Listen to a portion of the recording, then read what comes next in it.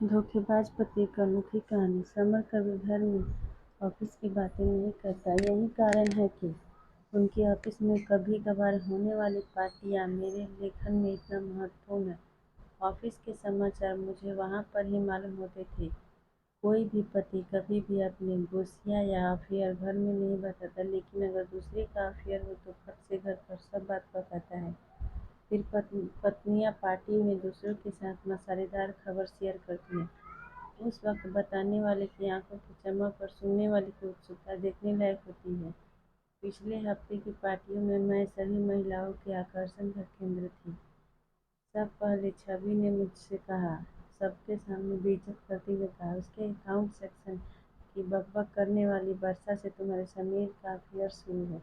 यह सच बात है क्या? उसके बाद प्रिया, देवयानी, मंदाकिनी, अंजलि सभी ने इस खबर की पुष्टि की। उन्होंने कहा कि समर को सिनेमा घर जाते समय होटल में कॉफी पीते हुए देखा गया था, इसलिए शक का कोई गुंजाइश नहीं। मैंने पूरी तरह से दुखी हो गई। मैं यहाँ ये दिखाने में सफल रही कि इस खबर का मुझ पर कोई असर नहीं है। मुझे इनकी सलाह और हमदर्दी नहीं चाहिए थी, इसलिए सीधे शौचालय में गई। वहाँ एकांत में मेरे मन में दो बातें घटी थी। किसी भी तरह से ऐसे मामले में पति के साथ लड़ने से कोई फायदा नहीं होगा, हमेशा लड़ाई का असर उल्टा होता है। दूसरी बात, ऐसे में मैं रोने से कोई फायदा नहीं है, फिर कुछ अलग चाल चलनी पड़ेगी। मैं वॉशरूम से निकलकर पार्टी हॉल में उनके मामलों की गंभीरता का अंदाज लगाने आई। तभी मैंने समर और वर्षा को हॉल में बातें कर हंसते और बातें करते देखा। इस तरह मुझे अचानक अपने पास देखकर दोनों चौंक गए। यह इस बात का प्रमाण था कि उनके मुंह में चोर है। वर्षा थोड़ी खुश हुई जब मैंने उसकी तारीफ की कि तुम कितनी खूबसूरत दिख रही हो, तुम्हारे कपड़े बहुत अच्छे हैं। फिर मैं थोड़ी इधर-उधर की बातें करती रही। एक चुटकुला सुनाया, उससे उसे राहत मिली और वह खुलकर मुस्कुराने लगा। समर को मेरे व्यवहार में कुछ भी आपत्तिजनक नहीं लगा, इसलिए वह निश्चिंत हो गया और वहाँ से चला गया। दूसरे ग्रुप में बातें करने लगा। मैंने अपने गुस्से और नफरत को छुपाते हुए वर्षा के साथ काफ़ी समय बिताया, इसलिए मैंने वर्षा और सबक एक साथ आने का मौका ही नहीं दिया। मैंने वर्षा को बहुत बार कहा कि एक बार घर पर आओ ना। उसने कहा आऊँगी फिर कभी। आखिर में मैं एक बार उसने मुझे घर आने का न्योता भी दे दिया जो मैं चाहती थी। मैं मन ही मन उदास थी। समर के विश्वासघात से मैं पूरी तरह टूट चुकी थी। हालांकि मन में तय कर रही थी कि उन दोनों को कैसे सबक सिखाया जाए। यह सब हो जाने के बाद मैं घर वापस आई। घर वापस आने पर मेरी सास ने मेरा औसत पर ध्यान दिया। वह मुँह से कठोर है लेकिन दिल से बहुत स्नेही थी। जब उन्होंने ज़्यादा जोर देकर पूछा तो मैंने उन्हें सब कुछ बता दिया। उसके बाद भी 2 दिनों तक हमने ढेर सारा विचारों का आदान-प्रदान किया। उनसे बात करके मेरा मन उदास मन को राहत मिला। कुछ दिनों के लिए समर टूर पर गया। मैंने बिल्कुल ठीक शनिवार का दिन चुना और सुबह करीब 11 बजे वर्षा के घर पहुंची। वर्षा ने मुस्कुराकर मेरा स्वागत किया, लेकिन उसकी आंखें चिंता और आश्चर्य से भरी थी। अरे, समय था तो इसलिए मिलने चली आई। तुम मुझे तुम्हारी याद आई तो इसलिए आई, सोचा नई सहेली को मिल आए इसलिए तुम्हारे घर आ गई। मैंने उसे अपनापन से बोला, तुम्हारा स्वागत है। सोनाली, तुम शिव को क्यों नहीं लाई? अपने ड्राइंग रूम में जाकर पूछा। मेरी ननद आई है मायका, उनके 2 बेटे के साथ खेल रहा था। क्या लोगी, चाय या कॉफ़ी? चाय चलेगी। वर्षा, अरे रिक्शा से उतरते वक्त मैं कमर में मोच आ गई। थोड़ा लेट जाऊँ क्या? हाँ हाँ। उसने जल्दी से मुझे एक तकिया दिया और मैं आराम से उसके बिस्तर पर सो गई और वह चाय बनाने चली गई। चाय के साथ साथ वह ढेर सारा नाश्ता भी लाई थी। हमने खुशी-खुशी चाय नाश्ता खत्म किया। जल्द ही हम कई विषय पर खुलकर बात करने लगे। बात करते-करते मैंने उसकी शादी की बात उठा ली। शादी की बात करते ही मैं थोड़ा डर गई। मैंने उससे पूछा, क्या तुम लव मैरिज करोगी या अरेंज मैरिज? इस सवाल पर वह बौखला गई। देखूंगी क्या करना है, उसने जवाब दिया। तुम जैसे स्मार्ट दिखने वाली लड़की के कोई दोस्त होगा, जरूर किसी से अफेयर होगा। बोलो ना, कौन है वह भाग्यशाली व्यक्ति? अब वह कैसे कहेगी कि उसका अफेयर मेरे ही पति से चल रहा है? तो मैंने उसे मुद्दे पर कुछ और समय निकाल कर उसे प्रताड़ित किया। मुझे बहुत मज़ा आ रहा था। तभी मेरे मोबाइल फ़ोन पर 2 कॉल आए। एक मेरे सास का और दूसरा मेरे बीसी की सहेली का था। मैंने उन दोनों से कहा कि मैं वर्षा के घर आई हूँ। मुश्किल से आधा घंटा बीता था। तभी मेरा सास, मेरी ननद मीनाक्षी, उनके दो बच्चे और शिव सभी वर्षा के घर में दाखिल हुए। बच्चे सीधे टीवी की ओर बैठे और वह कार्टून चैनल लगाकर देखने लगे।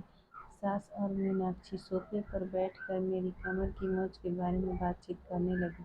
मम्मी जी, आप मेरी बहुत परवाह करती हो। तुम एक नंबर की बेपरवाह लड़की हो। हजार बार बोला कि वजन कम करने के प्रसारण पर नियंत्रण रखो, इसलिए वजन से कमर में मोच तो आएगी ही ना, पर तुम्हें तो किसी की सुननी ही नहीं है। सास का ऐसा रूप अवतार को देखकर वर्षा डर गई थी। भाभी की आंखें तब तक खुलेंगी जब समर भैया एक खूबसूरत तितली के पीछे पीछे चलेंगे।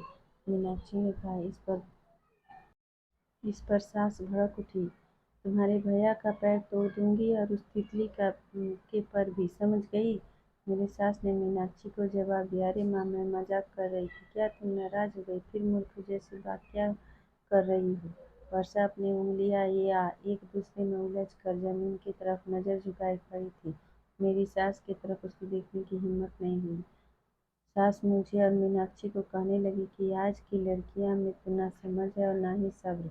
अपने गृहस्थी की देखभाल करने की अकल भी नहीं होती। फालतू में इसके उसके लफड़ों में पड़ना और प्रेम विवाह करना ठीक है क्या? जिस रास्ते पर आपका काम नहीं है उस रास्ते पर क्यों चलना? बराबर ना वर्षा? हाँ हाँ, वर्षा ने झिझकते हुए हाँ कहा। तुम्हारी शादी हो गई है क्या? नहीं, तुम कब शादी कर रही हो? जल्द ही करूँगी। Very good. तुम्हारे माता पिता कहाँ हैं? मेरे पापा गुजर गए। माँ है, वह आज मेरी मौसी से मिलने गए हैं, अब आएगी।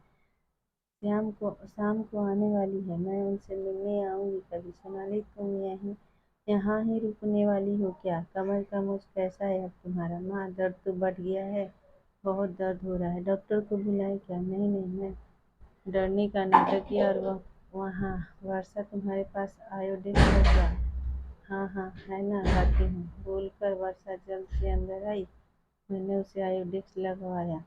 मेरी सास वर्षा को जवान लड़कियों ने कैसे बर्ताव करना चाहिए इस पर लेक्चर दे रही थी। मीनाक्षी जानबूझकर छेड़ने के लिए मजबूर कर रही थी। ऐसे माहौल था कि दोनों किसी भी क्षण लड़ने लगेंगे। उस माहौल में वर्षा का तनाव बढ़ गया था। तभी दरवाजे की घंटी बजी। मीनाक्षी ने दरवाजा खोलकर जब वो लौटा तो उसके साथ बीसी समूह के मेरी तीन सहेलियाँ सालू, रूपाली, मीनाक्षी थी। यह तीनों बहुत वतनी हैं। इनके आगमन ने माँ बेटी के बीच वाक के युद्ध को रोक दिया। लेकिन रूम का आवाज़ एकदम ज़्यादा बढ़ गया। अपनी नई सहेलियों से सेवा करवा रही है क्या सोनाली? रूपाली ने आँख फैलाकर कहा और सभी हंस पड़े। वर्षा तुम्हारे बारे में बहुत सुना है सोनाली से। सोनाली हमेशा तुम्हारे बारे में बोलती रहती है। देखो, उसके दिल में बैठकर हमें वहाँ से मत भगाना। सालू ने वर्षा के कंधे पर हाथ रखते हुए कहा।